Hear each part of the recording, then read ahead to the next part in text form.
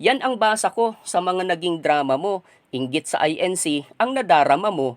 Wala kang magawa, hanap ng masisipa. Ang nananahimik na iglesia ang iyong pinana. Bato, bato sa langit, ang tamaan, huwag magalit. Kamakailan lang mga kababayan, sa ere ng social media ay pumailang lang. Makapanindig balahibo na upak ng ilang tao. Inatake, pinilit banggain ang Iglesia ni Cristo. Dumaan sa wall ko sa Facebook ang drama. Isang doktor daw siya, di ko alam kung anong siyensya. Di ko kilala, first time marinig ang pangalan niya. Sensya na, di ko talaga kilala. Di ko rin alam kung saan galing siya. Basta narinig ko ang himutok ng dibdib niya. Waring may kasalanan sa kanya, ang kapatirang iglesia. May nadamay pa na ibang samahan at sekta. Mga kulto raw, yun ang palahaw niya. Mga oportunista raw sa larangan ng politika. Cover lang ang relihiyon, iba raw ang pakay talaga. Gaya raw ng iglesia, kunwari daw relihiyon sila. Pero sa totoo lang daw ay namumulitika. Nang iimpluwensya, nakikialam talaga. Mga politiko raw ay takot sa kanila. Kulang na lang ay magpalahaw siya.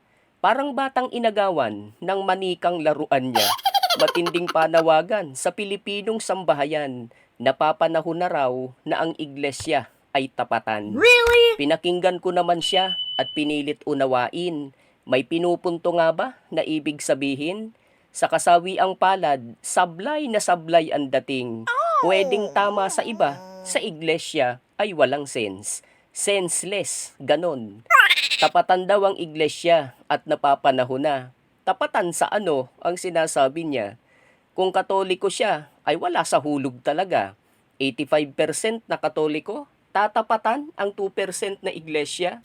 Sabi nga nung Ali, mga 3 milyon lang ang miyembro ng Iglesia ni Cristo. O di ba't napakalayo sa 85 milyon na katoliko? At yung pahayag niya na ang iglesia ay kulto, saan ang gagaling? Ano pinagmulan nito? Inapi ba siya ng iglesia ni Cristo? Inialay ba siya sa Diyos-Diyusan at sa mga anito? Kaya ko tinatanong ay malabo ang kwento. Parang tubig baha, walang pinupunto. Saan ang gagaling ang sinasabi nito? Biglang pumalahaw, kung todo, walang preno. Wag naman siya masasaktan at ang mga alagad niya. Pero ang magaling na doktor na hindi gaya niya, may basihan ang sinasabi at hindi sabi-sabi. Sayantipiko mag-isip, hindi chismis ng paring katabi. Atin ngang balikan ang kanyang himutok at ating ugatin ang pinagmulang sulok. Kung aanalisahin ang kanyang dialog, kaganapan sa politika, ang sanhi ng kanyang pagdadabog. Lagay ng bansa natin na patungo sa pusali, kagagawa ng mga hunghang na politikong bungi. Kulang na sa kaalaman, uubod pa ng yayabang, sarili ang iniisip at hindi ang bayan. Kampihan sa politika, gusto lahat maging bida. Ayaw malamangan, balyahan sa pwestuhan. Ang Senado natin, pugad na ng mga hunghang. Kulang na nga ang alam sa batas, bendalo pa ang hudas. Kulang sa paninindigan, questionable ang moralidad. Ipagpapalit ang kaluluwa, paaampon kay Satanas. Maligtas lang sa kaso at magmukhang hudas, nakawan sa bayan, huwag lang malantad. Sa lahat na yata ng gobyernong ahensya, sa panahong ito, usong-uso sila. Kapakanan ng bayan, kinalimutan na, away sa politika, ang kanilang inuuna. Tuliro ang bayan sa mahal ng bilihin, malalakas na lindol nakikisabay na rin. Habang ang mga politiko, impeachment ng pangalawang pangulo, ang inaatupag talagang mga loko. Really? Urgent daw na maratipikahan, mahahalagang batas. Special session ng Senado, isinagawa ng mambabatas. Ayun, salamat naman, opisyal na mga kababayan. Itong waling-waling, pambansang orchid na ng Pilipinas.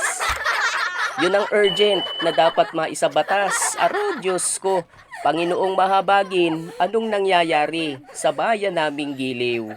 Kaya naman itong si Dr. Magay, parang nalulunod, nakakaway-kaway. Nananawagan nga, panahon na raw na tapatan ng mga Katoliko ang iglesyang kapatiran. Abay paano nangyari na ang iglesia ay nakaladkad sa usapang walang kwenta ng mga taong higad? Ang iglesia ba ang nagpapatakbo ng politika sa Pilipinas? Mga miyembro ba ng iglesia ang mga tusong mambabatas? Gusto bang sabihin ng butihing ale, ang sanhi ng lahat ay itong INC? Marunong ba siyang manalamin at makita man lang ang sarili? Bakit sa kasawian niya ay naghanap ng ibang masisisi? Ito nga raw kasi na mga relihiyon at sekta sa politika ng bansa ay nang iimpluwensya at nangunguna pa sa pakikibaka, destabilizers daw ang lahat-lahat na. Isa raw ang INC sa gumagawa nito.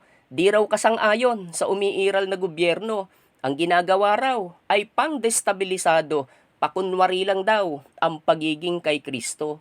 Di ko lang malaman kung ano ang basihan ng butihing doktor sa kanyang paratang. May ebidensya ba siya ng kanyang basihan? O guni-guni lang niya bunga ng katandaan? Mawalang galang po sa matatanda riyan. Gawang destabilisasyon ba ang ikay manawagan na sana ang gobyerno papanagutin ang mga magnanakaw? Sa rally mo man sabihin o ang Pangulo ay sulatan, destabilisasyon ba yon? Sige nga mga kababayan. Yung nanawagan ng iglesia na unahing solusyonan, masalimuot, nakalulungkot na mga problema ng bayan, hindi napapanahon ang impeachment ng sinuman, destabilisasyon ba yan? Destabilisasyon bang matatawag yan? Nung lumindol sa Sarangani at doon sa Jensan, isinagawa ng INC ang lingap sa mamamayan. Di lang sa Pilipinas, maging sa ibang bansa man, destabilisasyon ba yan sa paningin mo, Dr. Magay? Yung suportahan ng INC ang hearing ng Blue Ribbon Committee ng Senado at ilantad sa bayan ang utak ng nakawan sa gobyerno. Destabilisasyon ba yon para sa matitinong tao? Baliktad ang isip ng magsasabi nito. Di ba't ang destabilisasyon ay yung itago mo at huwag malantad mga magnanakaw sa gobyerno?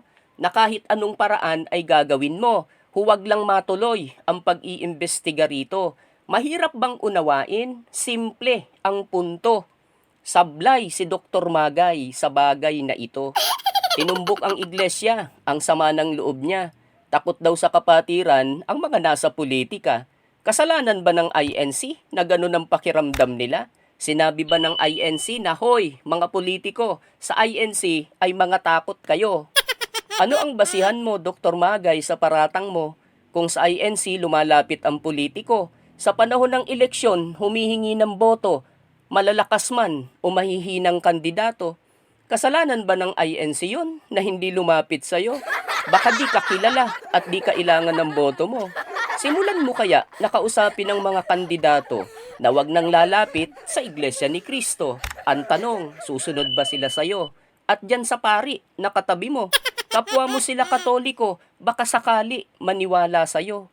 Pinupuna mo ang paraan ng iglesia na sa kanilang pagboto ay nangagkakaisa. Sa paliwanag mo ay may kalayaan ang bawat isa na dapat masunod ang sariling gusto nila. E paano naman kung gusto talaga ng miyembro na sundin ang aral na itinuturo ng Iglesia ni Cristo? Di ba tama rin na kalayaan din ang tawag dito? Bakit mo pinupuna? Naiinggit ka ano? Kaya ang panawagan mo ay napapanahon na ang mga Katoliko at sambayanan ay tapatan ng iglesia. Bakit di ka sumulat sa Papa mo sa Roma na turuan ng mga Katoliko na sa pagboto ay magkaisa? Bakit mo pinapakialaman ang doktrina ng iglesia at nang punahin mo, nagbasa ka ba ng Biblia? Hinintay kong basahin mo kahit isang berso man lang, hindi mo ginawa. Ang ginawa mo ay ngawa. Ako po sa inyo ay naaawa. Sa iyong katanda ay ikay nagwawala. Mawalang galang po ulit sa nakikinig na matatanda. Hugot sa guni-guni ang iyong sinasabi. Opinyon, palagay, ang ipinamamarali. Ang tunay na social scientist, hindi ganyan ang diskarte. May basihan, may batayan. Ulit, hindi chismis ng katabi. Hanggat ang relihiyon mo ay walang doktrina na sa halalan ang mga miyembro'y magkaisa, at basahin ang basihan nito sa Sagradong Biblia. Asahan mo, gaya ng nangyayari, ang mga miyembro'y kanya-kanya. Yan ang basa ko sa mga naging drama mo. Inggit sa INC ang nadarama mo. Wala kang magawa, hanap ng masisipa. Ang nananahimik na iglesia ang iyong pinana. Pero ito yan para maunawaan mo, matulungan kita sa mga himutok mo. Matagal nang tinatapatan ng simbahang Katoliko sa anumang larangan ang Iglesia ni Cristo. Halimbawa, sa pagsasagawa ng rally, milyon ang dumadalo sa rally ng INC. Nung ang kaparian, subukang tapatan ito, mga 300 ang dumalo rito. Natapatan ba? Sa pananamit sa mga pagsamba, nanawagan ang mga pari ayusin ang pananamit sana. Tularan, gayahin ang pagsamba ng iglesia, formal at desente ang pananamit nila. Ang tanong ko sa'yo, ano ang iyong nakikita? Natatapatan ba ang iglesia? Sa isang banda ay sang-ayon ako, na panahon na nga natapatan ng Iglesia ni Cristo sa pagpapatayo ng matitibay na edipisyo di lang sa Pilipinas kundi sa buong mundo. Sa 168 na bansa at mga teritoryo, nagpapadala ng ministro ang Iglesia ni Cristo. Gawaing ebanghelisasyon ay masigasig ito habang ang ibang relihiyon nagsasarat na uubos ang miyembro. Lingap sa mamamayan na ginagawa ng iglesia na pambuong mundo ang pagtulong nila. Kaliit na iglesia, kayang-kaya nila panahon ng tapatan ng mga relihiyon at sekta. Kasama si Dr. Magay at mga barkada niya. Panahon na nga natapatan ng iglesia ni Cristo, anuman ang relihiyon na kinabibilangan mo. Kapag hindi ay baka sa paggising mo, malaman mo na ikaw na lang ang nag-iisang miyembro. Nagsilipata na sa Iglesia ni Cristo. Doon naman tayo sa sinasabi mo na ang Iglesia ni Cristo ay isang kulto. Hinintay ko rin, Dr. Magay, na sa Biblia ay basahin mo ang iyong basihan ng malisyosong paratang mo. Nalimutan mo na ang aral ng Iglesia ni Cristo binabasa sa Biblia ng kanyang mga ministro. Ang batikos mo, hindi mo binasa sa sagradong libro. Walang matalinong tao na maniniwala sa'yo. Ako'y nalulungkot na isang doktor na gaya mo. Ang batikos mo ay walang ebidensyang konkreto. Kung social scientist ka, dapat sana ay alam mo, tunay na kahulugan nitong salitang kulto. Medyo masakit lang, baka tamaan ka. Di ka makailag pang iyong nabasa. Pakinggan mo na lang, baka mas mainam pa. Ang Iglesia ni Cristo ba ang kulto o ikaw at ang relihiyon mo pala? A misplaced or excessive admiration for a particular person or thing, having religious beliefs or practices regarded by others as strange or sinister. A system of religious veneration and devotion directed toward a particular figure or object. Kapag inanalisa mga kahulugang nabanggit, ang INC kaya ay sapul, bullseye, no escape. Banggitin natin ang dahilan bakit ang INC ay kulto raw. Grabe raw makasunod kay manalong kautusan. Misplaced or excessive admiration daw for a particular person. E di sapul nga malinaw. Sapul nga bang malinaw? O conclusion lang na sablay? Masama bang sumunod sa paggabay ng leader? Follow the leader. Kasabihan yan, brother. Kung ang gusto nyo pala, yung leader wag sundin ng member, anong organisasyon ang magsusurvive? Aber nga, aber. May leadership training pa tayong nalalaman. Ano ang papel ng leader kung dekorasyon lang? Watak-watak tayo. Yan ang kahihinatnan. Tingnan nyo ang Pilipinas. Sabi natin, mahal natin. Ganun-ganun na lang kung ang gobyerno ay murahin. Mga batas at ordinansa, walang habas sa laulain. Masaya ba tayo sa lagay ng bansa natin? Di nyo ba nakikita ang narating ng iglesia? Kabata-bata pa ay pambuong mundo na. Mga miyembro nito sa leader ay sumusunod sila. Ganito nga rin kaya ang narating ng sekta ng iba? Excessive admiration nga daw kasi. Sobra-sobrang pagsunod ng simbahang INC. Kung ano raw ang sabihin, para silang hindi nag-iisip. Pag ikay sumuway, tanggal ang iyong membership.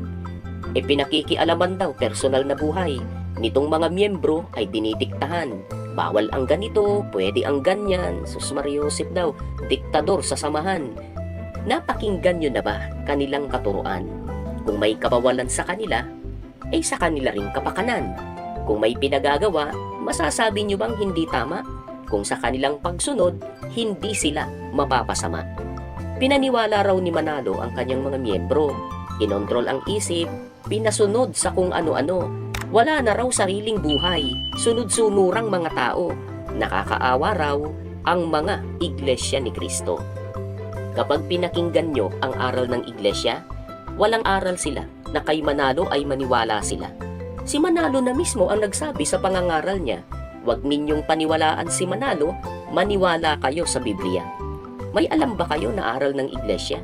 Nagawa ni Manalo, pinasunod sa miyembro niya. Alin ito, pagsamba, abudoy, walang katolikong fiesta, love of country and fellow men o pagkakaisa?